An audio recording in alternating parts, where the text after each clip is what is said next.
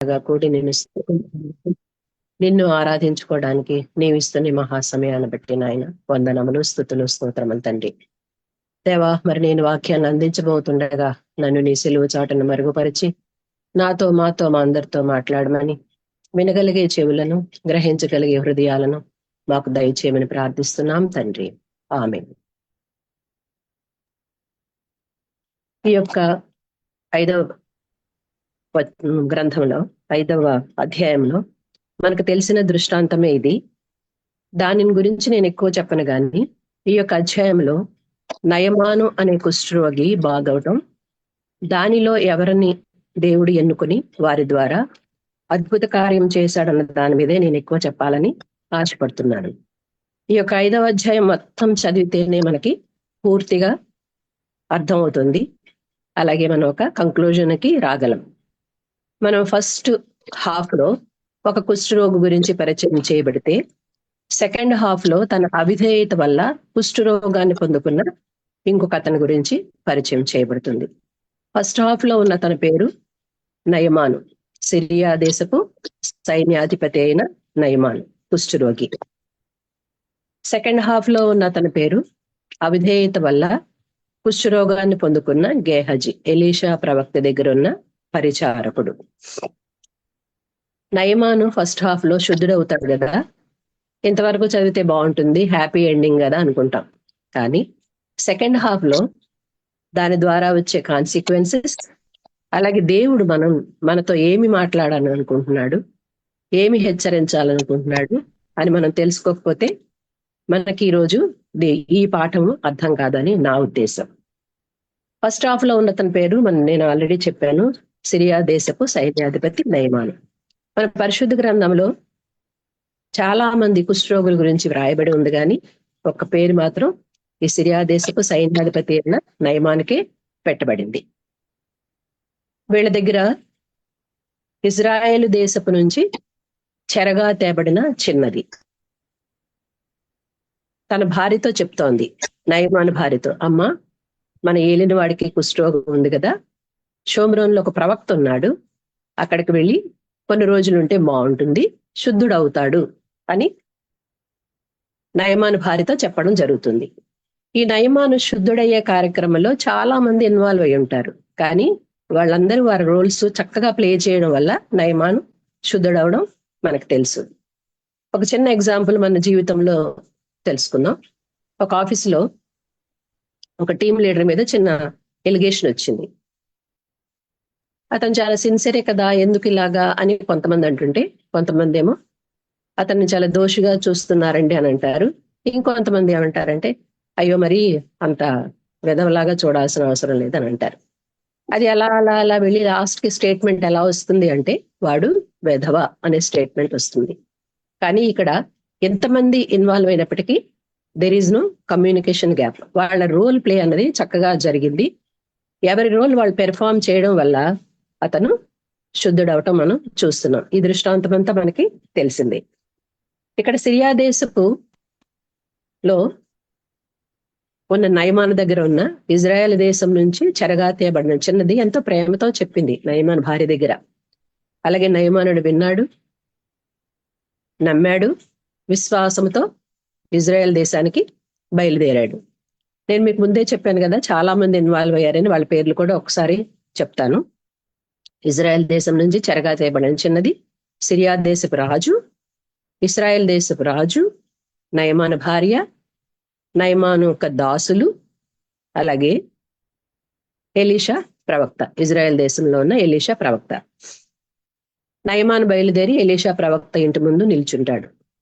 నయమాన్ అనుకుంటాడు, so Israel దేశంలోని Elisha ప్రవక్త బయటకు వచ్చి తన శరీరంలో ఉన్న కుష్ఠరోగం ఏదైతే ఉందో ఆ భాగం మీద తన చెయ్యి ఆడించి కుష్ఠరోగాన్ని బాగు చేస్తాడు, నేను శుద్ధుడవుతాడు కదా అని ఉద్దేశంతో ఉన్నాడు. కానీ ఎలీషా బయటికి రాకుండా దూతను పంపించి, నువ్వు వెళ్ళి జోర్డాన్ రివర్లో 7 సార్లు స్నానం చెయ్యి, నువ్వు శుద్ధుడవుతావు అని అంటాడు. అప్పటి వరకు ఎంతో నమ్మికతో విశ్వాసంతో బయలుదేరి వచ్చాడు, కానీ ఆ నమ్మకాన్ని పోగొట్టుకుంటున్నాడు, విశ్వాసంలో వెనుగుదిరుగుతున్నాడు, మళ్ళీ లోకానుసారంగా ఆలోచించడం మొదలుపెట్టాడు. చాలా ఇక్కడ చక్కగా రాయబడి ఉంటుంది. రౌద్రుడై అని రాయబడి ఉంటుంది. అంటే అంత రౌద్రుడై అంటే కోపంలో అనమాట, హై పీక్స్ అనమాట. ఇంకది తన విచక్షణ జ్ఞానాన్ని, వివేచనను మర్చిపోయినట్లుగా చూస్తున్నాం. మనకు అందరికీ తెలిసిందే కదా, కోపంలో ఉంటే మన తెలివితేటలతో ఆలోచించము, విచక్షణ జ్ఞానాన్ని కోల్పోతాము అని మనం అందరికీ తెలిసిన విషయం ఇది. అలాగే ఇంకా మాట్లాడుతున్నాడు ఏమిటంటే, మా దమస్కులో నదులు లేవా? నేను అక్కడికి వెళ్ళి మునుగుతాను, నేను ఎక్కడ శుద్ధ అవుతాను, వీటికంటే శ్రేష్టం కావా అని ఈ లోకానుసారంగా మాట్లాడుతున్నాడు. చాలా గర్వంతో మాట్లాడుతున్నాడు, చాలా అధికార దర్పంతో మాట్లాడుతున్నాడు. వెనుదిరిగి వెళ్ళిపోవడానికి రెడీ అయిపోతాడు. కానీ మళ్ళీ అక్కడ నయమాను దాసుల్లో ఉన్న ఒక దాసుడు ముందుకొచ్చి మాట్లాడుతున్నాడు. ఇక్కడ అతి చిన్న స్థితిలో ఉన్న సిరియా దేశంకి తేబడిన ఇజ్రాయెల్, చెరగా తేబడిన ఇజ్రాయెల్ దేశం చిన్నది, అలాగే నయమాను దాసుల్ని ఇద్దరిని దేవుడు వాడుకొని వారి ద్వారా మనకు ఒక సందేశాన్ని ఇవ్వాలని ఈ ఉదయకాల సమయంలో దేవుడు ఆశపడుతున్నాడు. ధైర్యంగా ముందుకొచ్చాడు ఇతను దాసుడు. మామూలుగా అంటే దాసులు చాలా భయపడుతూ ఉంటారు కదా, వాళ్ళ అధికారులతో మాట్లాడడానికి. మనకు ఆఫీసులో తెలిసిందే, మన ఇమీడియట్ బాస్ దగ్గరికి అయితే వెళ్ళి చక్కగా మాట్లాడగలం. ఆ తర్వాత బాస్కి వెళ్ళాలంటే మాత్రం మన ఇమీడియట్ బాస్ని చెప్తాం, మీరు వెళ్ళండి, లేదండి మీరు కూడా మాతో రండి అంటూ ఉంటాం. కానీ ఈ దాసుడు చక్కగా ధైర్యంగా ముందుకొచ్చి చెప్తున్నాడు, నాయన మరి నువ్వు ఏదైనా ప్రవక్త చెప్తే ఖచ్చితంగా చేయాల్సిందే కదా, there is no other option. అది ఫస్ట్ పాయింట్ కదా చెప్తాడు. రెండో పాయింట్, అతను నిన్నేం చేయమని అడగట్లేదు కదా, నువ్వు వెళ్ళు, యోర్దాను నదిలో మునుగు, 7 సార్లు మునుగు, నువ్వు శుద్ధుడవుతావు, అది నీకు మేలే కదా, మరి ఎందుకు నువ్వు వెళ్ళిపోతావు అన్నట్లుగా అక్కడ ఆ యొక్క దాసుని ద్వారా తెలియజేయబడుతుంది. వెంటనే మళ్ళీ నయమాను రీథింకింగ్ చేయడం మొదలు పెట్టాడు. వెళ్ళాడు, యోర్దాను నదిలో మునిగాడు, 7 సార్లు శుద్ధుడయ్యాడు. చిన్న పిల్లల దేహం వలె తన దేహం ఉన్నట్టు చూసి ఎంతో సంతోషించాడు. వెనుదిరిగి వచ్చి ఎలీషా ప్రవక్త దగ్గర ఒప్పుకుంటున్నాడు. ఏమనంటే, ఇజ్రాయేలు దేవుడు తప్ప ఈ లోకంలో మరి యొక్క దేవుడు లేడు అని ఒక స్టేట్మెంట్, అని యొక్క ప్రకటన చేసేస్తున్నాడు అన్నమాట. నాకు అనిపిస్తుంది, మనం ఎవరి దగ్గరికన్నా డాక్టర్ దగ్గరికి వెళ్తాం, మనకి బాగోనప్పుడు ఫీ పే చేస్తాం, వచ్చేస్తాం. కానీ ఇక్కడ ఏమిటి, నయమాను వీళ్ళ దేవుడిని తన దేవుడిగా అంగీకరించాడు. మరి మనం బాగైన తర్వాత వాళ్ళ దేవుడిని, డాక్టర్ దేవుడిని మనం దేవుడిగా అంగీకరిస్తామా? కాదు కదా.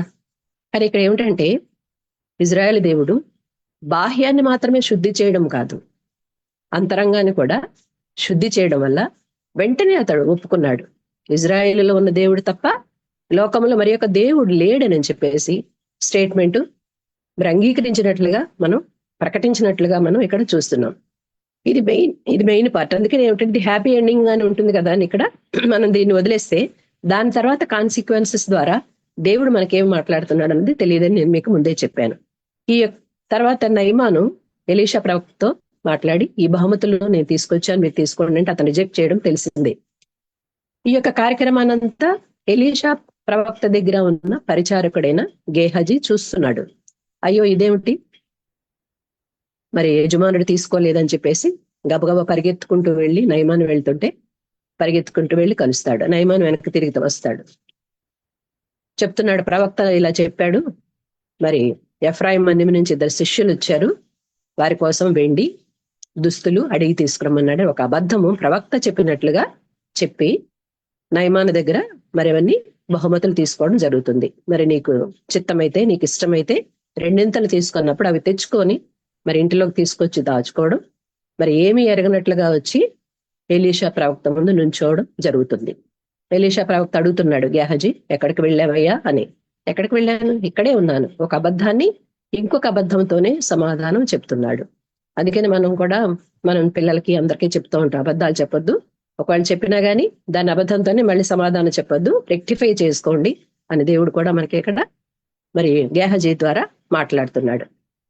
వెంటనే దైవజనుడు శపించడం, అతను కుష్ఠరోగాన్ని పొందుకోవడం జరుగుతుంది. మరి ఇక్కడ ఇజ్రాయెల్ దేశపు చిన్నదాని గురించి మళ్ళీ ఒకసారి మీకు చెప్పాలని ఆశపడుతున్నాను. దానిలోనే అర్థం ఉంది, చెరగా తేబడిన చిన్నది. చెర అంటే ఏమిటంటే జైలు, బానిసత్వ జీవితం, ఇంకెప్పుడు స్వాతంత్రం లేదు, స్వేచ్ఛ లేని స్థితి, తన దేశానికి తిరిగి వెళ్ళలేని స్థితి. అయినప్పటికీ ఆ చిన్నది అంటే not grown to young stage అన్నమాట. ఆ చిన్నది ఎంతో ప్రేమతో నయమాను భార్య దగ్గర చెప్తుంది, తన ఏలినవాడు, తన యజమానుడు బాగవ్వాలని చాలా ప్రేమ చూపిస్తోంది. అలాగే తన దేశాన్ని గురించి చక్కగా అన్య జనుల మధ్య ప్రకటిస్తోంది. ఇజ్రాయెల్ దేశం గురించి, మరి ఇజ్రాయెల్ దేశంలో ఉన్న ఆ ప్రవక్త అయిన ఎలీషా ప్రవక్తని గురించి చెప్తుంది, చాలా గొప్పగా చెప్తుంది. నా దేవుడు మరి బాగు చేస్తాడు, అక్కడికి వెళ్ళి శుద్ధుడు కావాలని నేను ఆశపడుతున్నాను అని ప్రేమతో చెప్పిన మాటలని వాళ్ళు నమ్మారు. నయమాను భార్య నమ్మారు, వెళ్ళారు. మనమైతే మన ఇంట్లో చూసుకుందాం, అసలు సర్వెంట్ ఎవరైనా చెప్తే మనం వాళ్ళ మాటలు విన్నాం. మీకేం తెలుసు, మాకు జ్ఞానం ఉంది, మాకు తెలివితేటలు ఉన్నాయి, మంచి ఉద్యోగం ఉంది అని చెప్పేసి వాళ్ళ మాటలు కొట్టివేస్తాం. కానీ వీళ్ళైతే అక్కడ ఆ చిన్నదాన్ని చెప్పిన మాట కొట్టివేయలేదు, దానిలో ఉన్న నిజాన్ని తెలుసుకొని నయమాను బయలుదేరి వెళ్ళాడు. సో మనం ప్రశ్నించుకుందాం, మనల్ని మనమే ప్రశ్నించుకుందాం. మన వర్క్ ప్లేసెస్ లో ఎంతమంది ఈ చిన్నది చెప్పినట్లు మనం మన దేవుని గురించి తెలియజేస్తున్నాం, మన దేవుని గురించి ప్రకటిస్తున్నాం. ఈ దేవుడే నిజమైన దేవుడు, రక్షకుడు, ఈ లోకానికి జీవము సత్యము వెలుగైన దేవుడి గురించి మనం ఎంతమంది దగ్గర మన వర్క్ ప్లేసెస్ లో చెప్పగలుగుతున్నాం అని దేవుడు మనల్ని ఈరోజు ప్రశ్నిస్తున్నాడు. అలాగే మన ప్రేమ ద్వారా వాళ్ళని మన వైపు, మన దేవుని వైపు ఎంతమందిని ఆకర్షించగలుగుతున్నాం, మన యొక్క మాదిరికరమైన జీవితం ద్వారా ఎంతమందిని దేవుని వైపు నడిపించగలుగుతున్నాం అన్నది దేవుడు ఇక్కడ మనకి తెలియజేస్తున్నాడు. చాలా తక్కువ స్థితిలో ఉన్న వారిని ఎంచుకున్నప్పటికీ వారి ద్వారా మంచి కార్యాన్ని ఇక్కడ దేవుడు మనకి చూపిస్తున్నాడు. అలాగే దూత చెప్పిన మాట, దూత కాదు అదే పరిచారకుడు, దాసుడు చెప్పిన మాట విన్నాడు. ఈ చిన్నవాళ్ళని ఎన్నుకుంటున్నాడు ఇక్కడ అని చెప్పాను కదా, మళ్ళీ ఒకసారి గుర్తు చేస్తున్నాను. ఇక్కడ ఎవరైతే తన్ను తాను తగ్గించుకుంటారో వాళ్ళు హెచ్చింపబడతారు, ఎవరైతే తను తాను హెచ్చించుకుంటారో వాళ్ళు తగ్గించబడతారు. ఇక్కడ నయమాను తన్ను తాను తగ్గించుకున్నాడు, ఈ లోకపరంగా తగ్గించుకున్నాడు, అలాగే ఈ ఇహలోక పరంగాను ఆత్మీయ పరంగాను ఎదగలిగాడు. ఒక్కొక్క స్టేజ్ లో రౌద్రుడే అని చెప్పాను కదా, మరి యాకోబు పత్రికలో దేవుడు మనకు తెలియజేస్తున్నాడు, నరుని కోపము దేవుని నీతిని నెరవేర్చదు అని.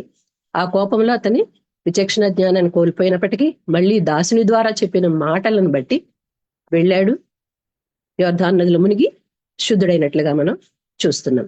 మరి మనం కూడా చిన్నప్పటి నుంచి క్రైస్తవులమే కదా అని అనుకుంటున్నామా? మరి చక్కగా మందిరాలకు వెళ్తున్నాము, ప్రార్థనలు చేస్తున్నాము, వాక్యాన్ని వింటున్నాము అని అనుకుంటున్నామా? దేవుడు మరి నయమాను ద్వారా మనతో మాట్లాడిస్తున్నాడు.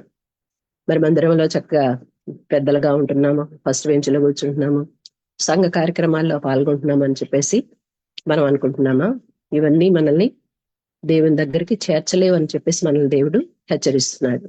మీ క్రియల ద్వారా కాదు, నన్ను వెంబడించాలంటే మిమ్మల్ని మీరు ఉపేక్షించుకొని తమ శిలువను ఎత్తుకుని నన్ను వెంబడించాలని అక్కడ దేవుడు మనకి గుర్తు చేస్తున్నాడు. 99 గొర్రెలు చక్కగా మంచి స్థితిలో ఉన్నాయి, బాగున్నాయి. కానీ తప్పిపోయిన ఒక్క గొర్రె కోసమే దేవుడు ఎంతో శ్రద్ధగా వెతుకుతున్నాడు. మరి అలాగే మనం కూడా ఒక ఆత్మనైనా దేవుని వైపుకి తిప్పగలిగితే పరలోక రాజ్యంలో ఎంతో సంతోషం కలుగుతుందంట. మరి మనకి అలాంటి స్థితి దేవుడు ఇచ్చాడు. మరి ఆ స్థితిని మనం ఉపయోగించుకొని నయమానులాగా ఒక అన్యుడైన నయమానుని దేవుని వైపు తిప్పగలిగినప్పుడు మనం కూడా మన జీవితాల ద్వారా ఒక ఆత్మనైనా దేవుని వైపుకి తిప్పగలుగుతున్నామని ఉదయకాల సమయంలో మనల్ని మనం ప్రశ్నించుకొని ఆ విధంగా మరి నడవాలని దేవుడు గుర్తు చేస్తున్నాడు. మనకిచ్చిన అవకాశాన్ని మరి ఉపయోగించుకోవాలని దేవుడు మనల్ని ఇక్కడ అడుగుతున్నాడు. మరి నయమానులు మార్చినట్టు మనం కూడా ఒక్క ఆత్మనైనా దేవుని వైపు తిప్పగలుగుతున్నామా? అలాగే మనం కూడా చాలా సార్లు ఈ లోకానుసారంగా ఆలోచిస్తాం, ప్రక్కవారిని గురించి కూడా పోల్చుకుంటాం. వాళ్ళకి మంచి జరుగుతుంది కదా, చెడు చేసినప్పటికీ మనం కూడా అలా ఫాలో అయిపోతే పోలేదా అని చెప్పేసి. కానీ మనల్ని మనం సరిదిద్దుకొని మన హృదయాంతరంగాలను సరిదిద్దుకొని సరి చేసుకొని ముందుకు వెళ్ళాలన్నట్లుగా దేవుడు మనకి ఇక్కడ హెచ్చరిస్తున్నాడు, తెలియజేస్తున్నాడు. అలాగే గేహజీ ద్వారా మనకి ఏమిటంటే, గేహజీ పొందుకోవటం, కుష్ఠరోగాన్ని పొందుకోవటం మంచిదే. కానీ అక్కడ గేహజీతో పాటు అతని కుటుంబం అంతా సర్వకాలము అని చెప్తున్నాడు. ఇది నీకు టైం కాదు కదా, ఇవన్నీ నువ్వు సమకూర్చుకోవడానికి అని చెప్పేసి, నయమానుకును కలిగిన కుష్ఠును నీకును నీ సంతతికి నీ సర్వకాలము. మరి ఇక్కడ తప్పు చేసింది గేహజీ కదండి, మరి సంతతికి ఎందుకు?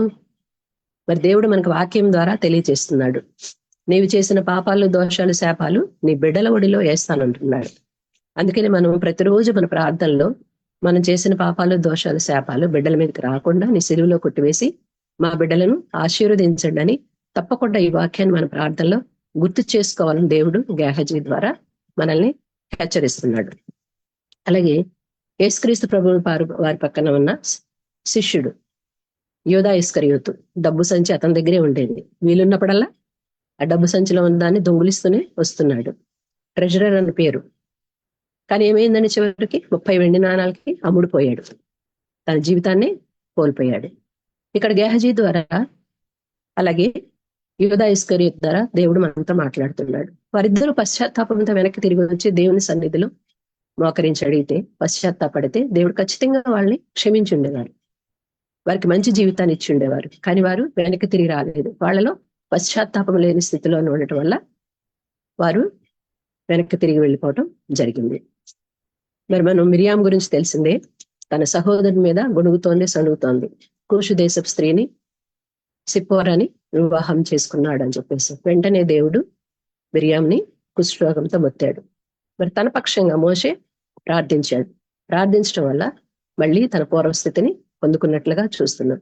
ఎక్కడైతే వీళ్ళిద్దరిలో గేహజీలోని యోధా ఇస్కరియోతులోని పశ్చాత్తాపం లేని స్థితిలోనే ఉన్నారు కాబట్టి వాళ్ళకి మళ్ళీ జీవితం లేకుండా వాళ్ళ జీవితాలు నాశనం చేసుకున్నట్లుగా చూస్తున్నాం. మరి దేవుడు ఈ లోకానికి నశించిపోతున్న ఆత్మలను వెతికి రక్షించడానికే కదండి.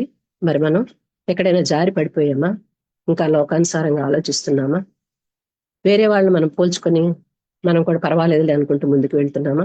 అది కాదు అని ఇక్కడ దేవుడు గుర్తు చేస్తున్నాడు. వీళ్ళ ద్వారా మనల్ని హెచ్చరిస్తున్నాడు.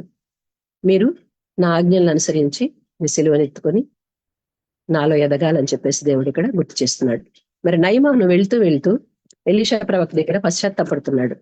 అయ్యా నేను ఆ రిమ్మోను మందిరంలో దేవతలకు మొక్కాను కదా, మరి నీ దేవుడు నన్ను క్షమిస్తాడు కదా అని పశ్చాత్తాపడుతున్నాడు. అలాంటి పశ్చాత్తాపాన్ని మనం కూడా కలిగి ఉండాలని నయమాను ద్వారా మనకి ఇవాళ గుర్తు చేస్తున్నాడు. వెళ్తూ వెళ్తూ మరి అక్కడ మట్టిని తీసుకొని వెళ్ళి నేను నా యొక్క దేశంలో బలిపీఠాన్ని కట్టుకుంటాను, బలులు ఇంకా ఇజ్రాయేల్ దేవుడికే బలులు అర్పిస్తాను అని చెప్పేసి మరొకసారి అతను చెప్తున్నట్లుగా చూస్తున్నాం. మరి ఈ కాలంలో అయితే దేవుడు మరి మన కోసం ఆయన సెలువులో త్యాగమయ్యారు. ఇంకా మీరు ఏ బలులు అర్పించాల్సిన అవసరం లేదు, నేనే మీకోసం బలియాగమయ్యాను అని ఆయన సెలువులో చూపిన ప్రేమను, అమూల్యమైన ప్రేమని మనం దూరం చేసుకుంటున్నామా? చాలా ప్రేమతో ఆయన మనల్ని ఆహ్వానిస్తున్నారు. ఈ ఉదయకాల సమయంలో మళ్ళీ ఆయన గుర్తు చేస్తున్నారు. నా ప్రేమ నిర్లక్ష్యం చేసుకోవద్దని ఆయన ఎంతో మళ్ళీ ప్రేమగా మనల్ని పిలుస్తున్నారు. మరి ఆ ప్రేమను మనం దూరం చేసుకోకూడదని దేవుడు మనకి గుర్తు చేస్తున్నారు. అలాగే ఆయన సిలువలో అనుగ్రహించిన ఉచితమైన రక్షణను మనం నిర్లక్ష్యం చేస్తున్నామా? మనల్ని మనం సరిచూసుకోవాల్సిన అవసరం ఉంది. మరి అలాగే మనం ఈ కృపాకాలంలో జీవిస్తున్నాం. మన యొక్క శాపాల గురించి కానీ పాపాల గురించి కానీ మనం వెంటనే శిక్షణ పొందుకోవట్లే. వాళ్ళైతే గేహజీ కానీ యోధా ఇస్కరియోతు కానీ వెంటనే శిక్షణ పొందుకున్నారు, కానీ మనం వెంటనే శిక్షణ పొందుకోవట్లేదు. మరి దేవుడు ఏమంటున్నాడు? మీరు గేహజీ ద్వారా మరి మనకి ఎక్కడ సెలవిస్తున్నాడు? మీ మాట, ప్రతి మాట ఖచ్చితంగా ఉండాలి. అవును అంటే అవును, కాదంటే కాదన్నట్లుగానే ఉండాలని యాకోబు పత్రిక ద్వారా చెప్తున్నాడు. దానికి సఫిక్సెస్, ప్రిఫిక్సెస్ ఏమీ కలపొద్దు. అబద్ధాన్ని అబద్ధంతోనే సమాధానం చెప్పొద్దు. జాగ్రత్తగా ఉండండి. మీరు అవును కాదు అన్నట్లుగానే మీ జీవితం ఉండాలి తప్ప ఇంకా దానికంటే వేరేగా ఉండొద్దు. చాలా జాగ్రత్తగా మీ జీవితాన్ని గడపండి. మరి గేహజీ ద్వారా మళ్ళీ మనకి ఇక్కడ గుర్తు చేస్తున్నాడు. మరి ఆయన రెండవ రాకడలో న్యాయాధిపతిగా వస్తున్నారు, తీర్పు తీర్చే దేవుడుగా వస్తున్నాడు. మనం అందరం ఆయన న్యాయం తీర్పులోనికి రాకుండా మరణం నుంచి దాటి జీవంలోనికి అడుగు పెట్టాలని దేవుడు మనల్ని మరి ఆహ్వానిస్తున్నాడు. ఆ ఆహ్వానాన్ని మనం దూరపరచుకోకుండా మనము ఆయన యొక్క రక్షణను చేతపట్టుకుని ముందుకు సాగాలని మరి దేవుడు ఆ సెలువులో మరి మనకి ఇస్తున్న సందేశాన్ని మనం జాగ్రత్తగా గుర్తుంచుకొని ఆ వాక్య ప్రకారం జీవించాలని దేవుడు మనకి ఇక్కడ తెలియజేస్తున్నాడు. మరి అలాగే మనందరికీ పౌరస్థితి ఉంది. మనకైతే ఇండియాలో ఉంది సిటిజన్షిప్, వేరే వాళ్ళకైతే ఆస్ట్రేలియా, అమెరికా అలాగ ఉంటుంది. వారి కంట్రీస్ లో వారికి సిటిజన్షిప్ ఉంటుంది. కానీ దేవుడు ఫిలిప్పీ ప్రవక్త ద్వారా మనకి గుర్తు చేస్తున్నాడు. మనందరికీ పౌరస్థితి ఎక్కడ ఉందంటండి? పరలోకంలో ఉందని చెప్పేసి దేవుడు మనకి ఇక్కడ తెలియజేస్తున్నాడు. మరి ఆ పౌరస్థితి మనం పొందుకోవటానికి మనం ప్రయత్నిద్దామా? మరి అలాగే ఆయన రెండవ రాకడలో బుద్ధిగల కన్యకలాగా సిద్ధపాటు కలిగి మరి ఆయన ఎదుర్కొనే స్థితి మనం అంతా కలిగి ఉందామా? ఈ ఉదయకాల సమయంలో, ఈ మండలకాల సమయంలో మరి దేవుడు నీతో నాతో మాట్లాడుతున్నాడు. మరి గేహజీ ద్వారా తప్పిపోతున్నామా? మరి అలాగే యోధా ఇస్కరియోతులాగా జీవితాన్ని నాశనం చేసుకుంటున్నామా? మరి ఇజ్రాయెల్ దేశంలో చిన్నది అలాగే ఉండాలని అనుకుంటున్నామా? నయమానులాగా ఒకవేళ పడిపోయినా గానీ మనం మళ్ళీ తిరిగి దేవునిలో కట్టబడాలని దేవుడు ఆశిస్తున్నాడు. దేవుడి వాక్యాన్ని దీవించును గాక. ఆమేన్. Thank you.